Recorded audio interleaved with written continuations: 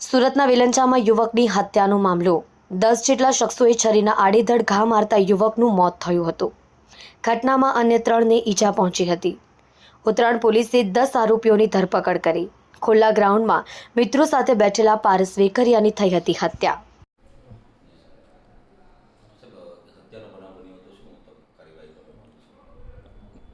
ગઈકાલે રાત્રે ઉત્તરાયણ પોલીસ સ્ટેશનમાં વેલેન્જા વિસ્તાર આવેલો છે, એમાં એક હત્યાનો બનાવ બનેલો છે। એમાં બીજા 3 લોકોને પણ ઈજા થયેલી છે।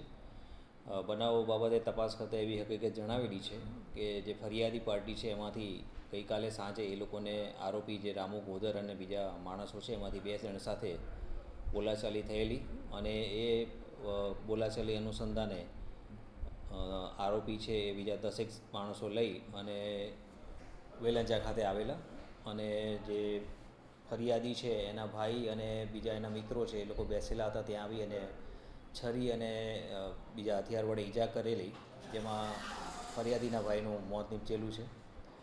બનાવ અનુસંધાને 10 જેટલા માણસો છે આઈડેન્ટિફાઈ કરવામાં આવેલા છે અને એમને ગુનાના કામે ધરપકડ કરવામાં આવેલી છે અને આગળની તપાસની કામગીરી ચાલુમાં છે।